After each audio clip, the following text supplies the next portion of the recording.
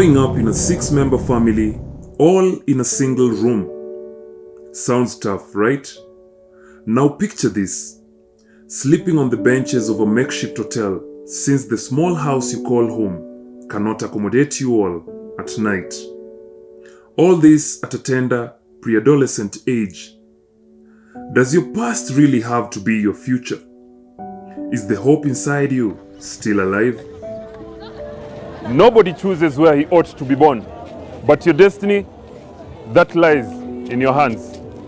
If you visualize it, prayerize, and put in more effort, then for sure it will actualize. My name is Nico Mondi, and this is The Course.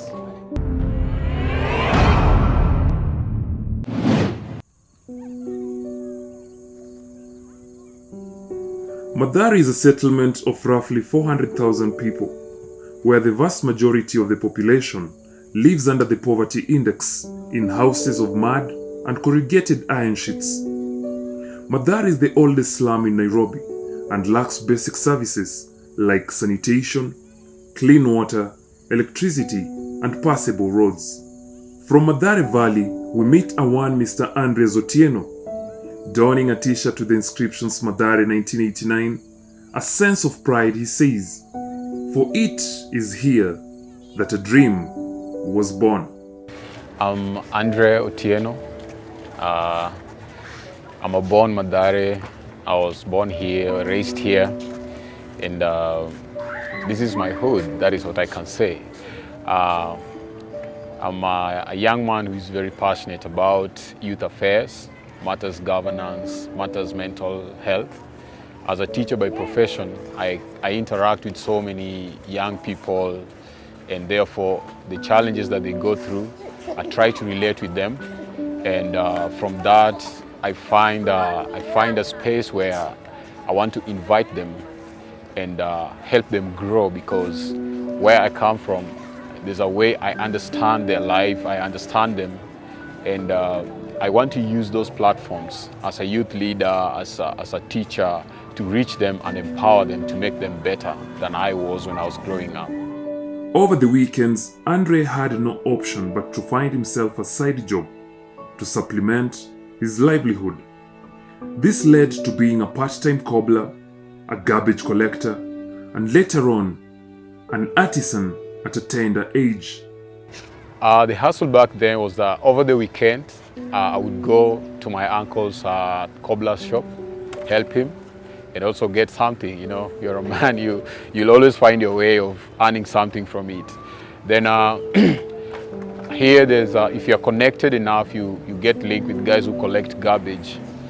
And you know, this is a job you need to do much early, like 3 a.m. or 4 a.m. because where you're going to dump this garbage is not a legal space where you're supposed to dump them.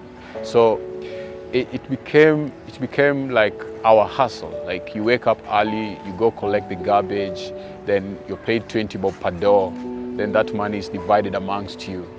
So there were so many small things that you could lay your hands on, but as long as they're going to give you something little for you to survive, it's okay. As in many impoverished areas, children and teens from Mathare are at incredible risk for unplanned pregnancies, involvement in drugs and alcohol, crime, prostitution, and gangs.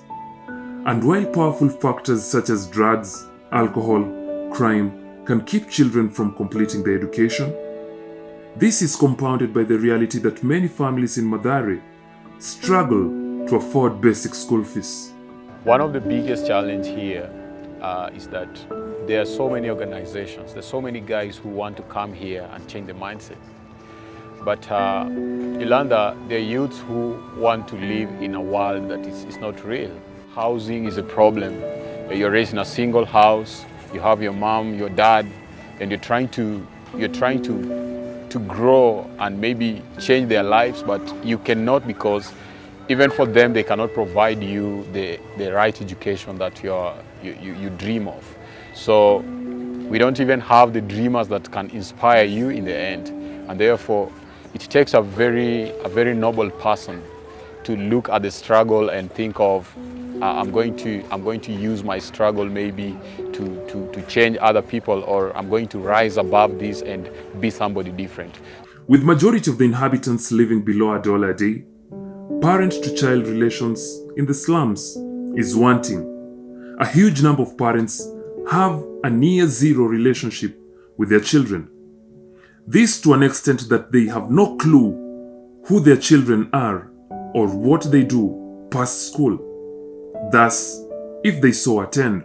But I can say that parents really are not in charge of the lives of the children around here. If today I bring my father here and you ask him if he knew I was waking up at 4 a.m. and collecting garbage, he doesn't know.